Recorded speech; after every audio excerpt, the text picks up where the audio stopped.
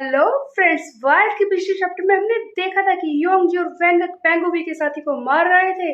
तभी वहां पर आ जाता है जिनहो ली। तो अब आगे क्या होगा? इस चैप्टर की शुरुआत में हम देखते हैं जिनहो ली योंग जी और वेंगक के सामने आकर खड़ा हो जाता है और कहता है कि योंग जी, तुम कैसे हो? क्या तुम खुश हो? क्या तुम अभी भी स्टडी कर रहे हो या फिर नहीं? वैसे तुम्हारे परिवार के साथ जो कुछ हुआ उसके लिए मुझे काफी दुख हो रहा है। और वेंगक, तुम रूमी को डेट कर रहे हो? ये तो बहुत ही ज्यादा अजीब है। मैं तो ये सोच भी नहीं सकता था। लगता है तुम्हारा गिल्ट तुम्हें ये करने को मजबूर कर रहा है, लेकिन फिर भी मुझे ये बात समझ में नहीं आई कि तुम इतनी ज्यादा कोशिश क्यों कर रहे हो। उसके लिए यहाँ पर किसी को मारने को तैयार हो गए।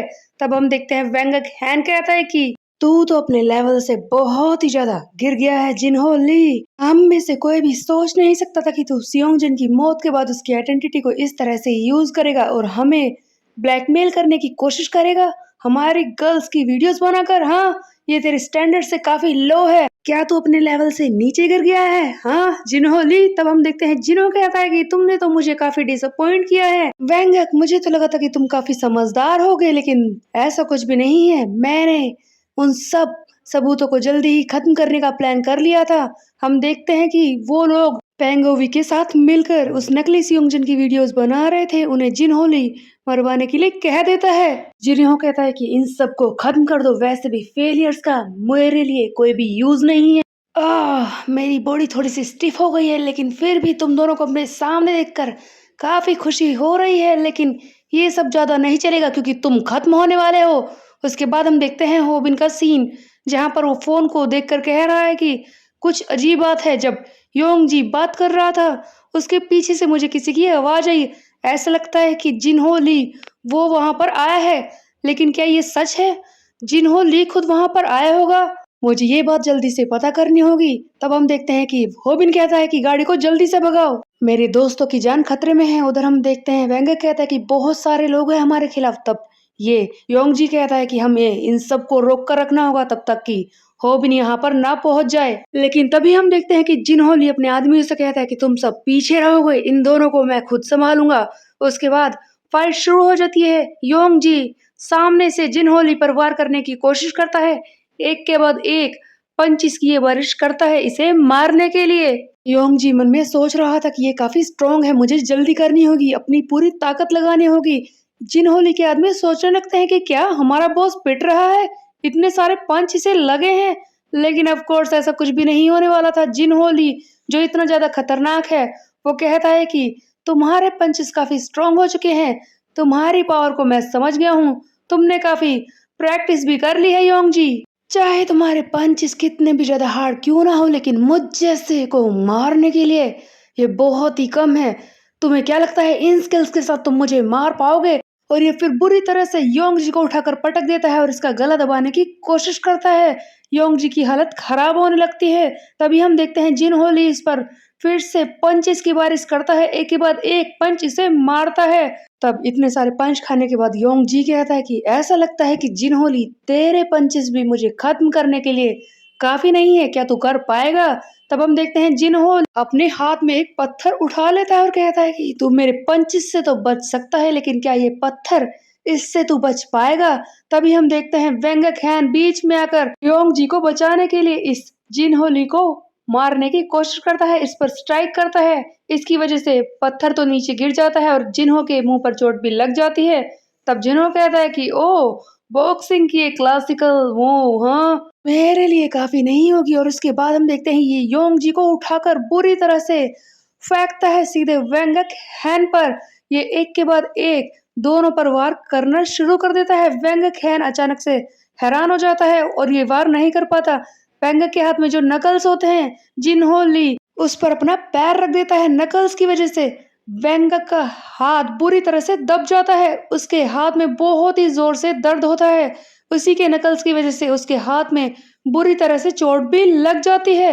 तब हम देखते हैं कि आगे जिन्हो ली इसे उठाता है, इस पर बहुत ही बुरी तरह से स्ट्राइक करता है।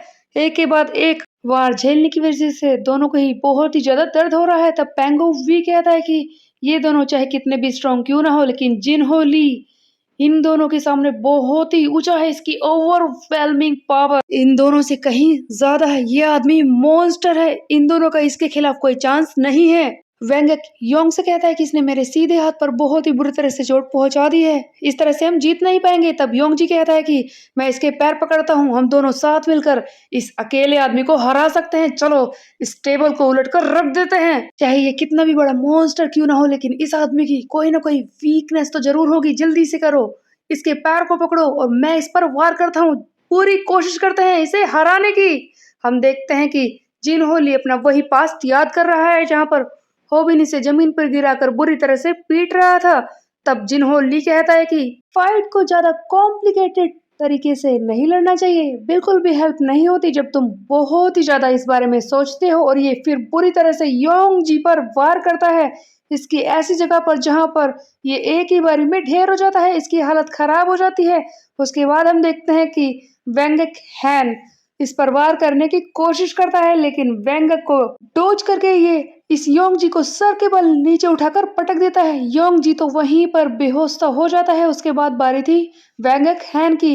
नेक्स्ट हम देखते हैं जिन हो ली वेंगक हैन को भी अपने हाथों से ग्रैपल करके बुरी तरह से उठाकर पटक देता है जमीन पर। दोनों के ही सर में चोट लग चुकी है, दोनों की ही हालत खराब है, दोनों ही जिन हो ली के सामने अब खड़े नहीं हो सकते। तब जिन हो ली कहता है कि योंग जी चाहे तूने अपनी बॉडी को कितना भी ज्यादा पेन रेजिस्टेंस बना लिया हो, और वेंगक चाहे तूने कितने भी डिटर्मिनेशन दिखा दी हो, लेकिन मेरे खिलाफ तुम दोनों का कोई चांस नहीं है।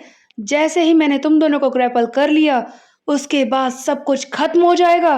तभी हम देखते हैं कि इस जिन्हो के आदमी कहते हैं कि इस पैंगो वी का क्या करना है सर। तब जिन्हो ली कहता है कि इसे भी खत्म कर दो, ये आदमी भी अब मेरे किसी काम का नहीं है, इसे भी मैंने काम करवा कर देख लिया है, इसे भी मेरे रास्ते से हटा दो। उसके बाद हम देखते हैं एक और सीन जहां पर होबिन कह रहा है कि मुझे ज्यादा देर तो नहीं हुई, क्या यहाँ पर सब कुछ ठीक होगा।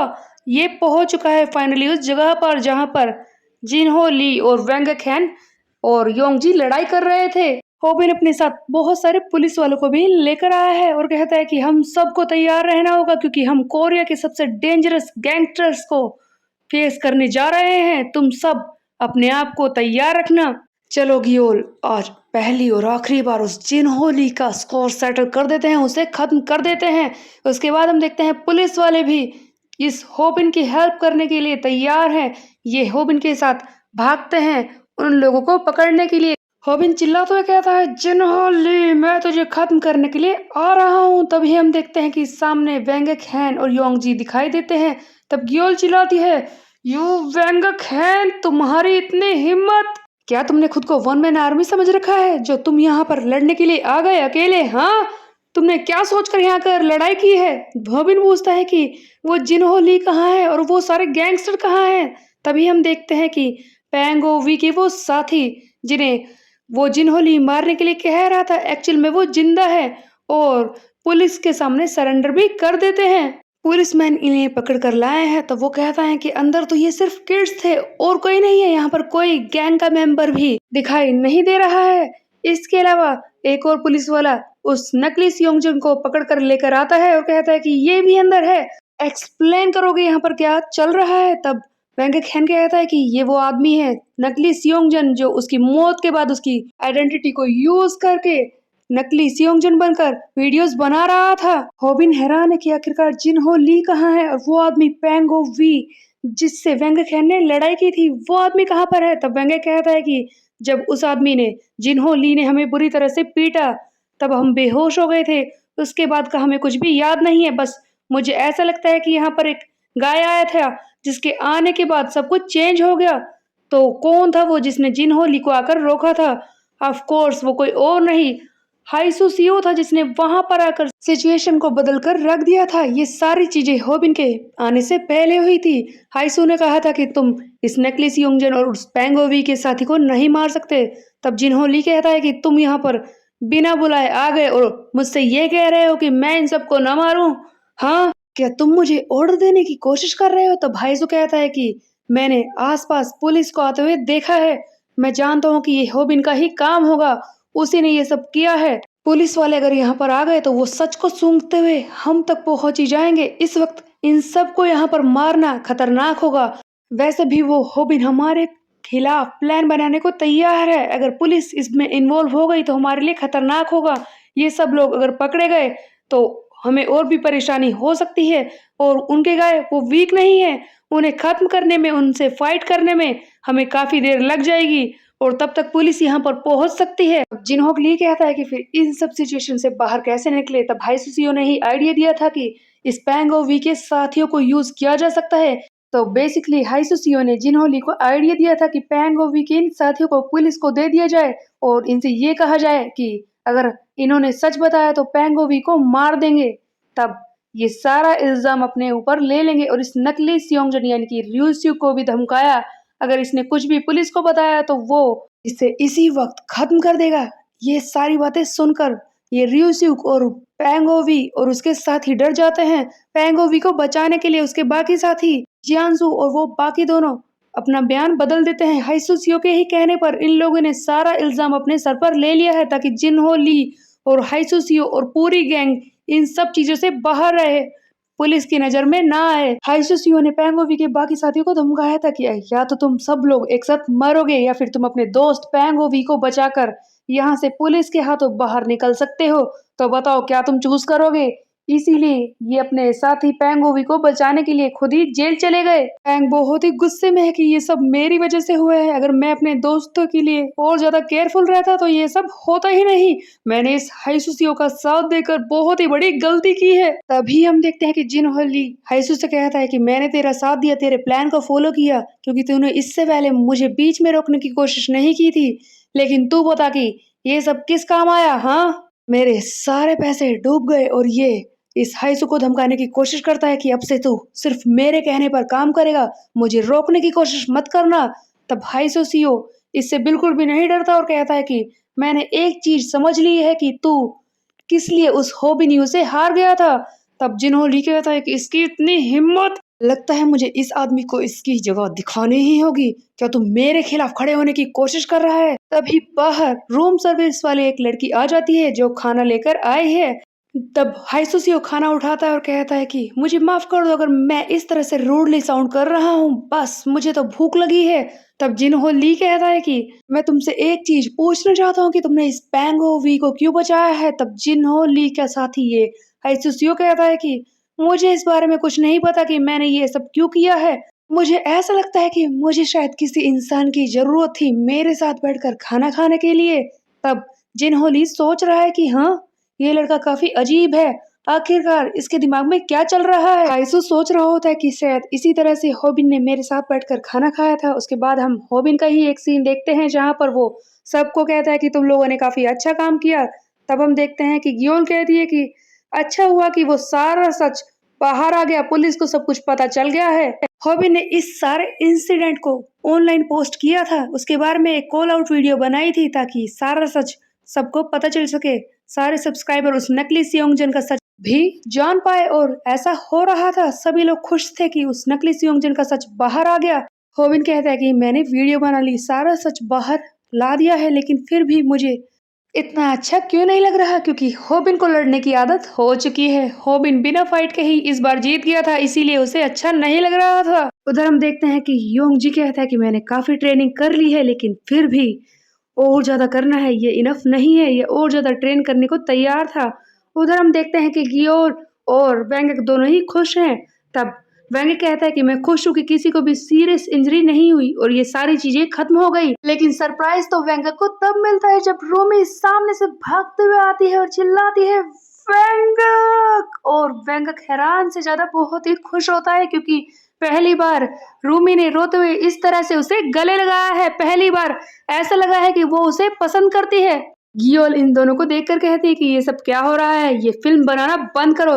तब रूमी रोने लगती है और कहती है कि तुमने ऐसा क्यों किया, तुमने वहां पर जाकर अकेले लड़ाई क्यों की, क्या तुम्हें कुछ हो जाता तो मैं क्या करती, तुमने ऐसा क्यों किया, कहीं तुम्हें कुछ हुआ तो नहीं। तब वेंगा कहता है कि मुझे कुछ भी नहीं हुआ है और पहली बार ये बहुत ही ज्यादा खुशी महसूस करता है। सारी चीजें खत्म हुई तभी सभी लोग जाने को तैयार थे। गियोल कहती है कि अब हमें यहाँ से चलना चाहिए। बाकी लोग भी कह रहे हैं कि हाँ हाँ सही कहा, हमें यहाँ से चलना चाहिए। तब स्नैपर कहता है कि तुम लोग यहाँ पर रुको, क्योंकि होबिन ऐसा कह रहा था। होबिन कहता है कि तुम सबको यहीं पर रुकना होगा क्योंकि एक और काम है। तभी हम देखते हैं कि पैंगो वी सामने आकर खड़ा हो जाता है।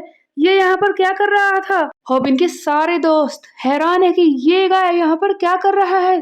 तुम यहाँ पर क्या कर रहे हो? किस लिए आए हो? तुम्हें यहाँ पर किसने बुलाया है? सब लोग चिल्लाने लगते हैं। तब होबिन कहता है कि इसे मैंने बुलाया है। ये सुनकर सब हैरान हो जाते हैं। तो आखिर ऐसा क्या था जिसके लिए होबिन ने इसे बुलाया था? Let's find out in next chapter. तब तक के लिए मेरे चैनल को सब्सक्राइब कर ले, बेल के आइकन को प्रेस। मिलता है, बाय बाय।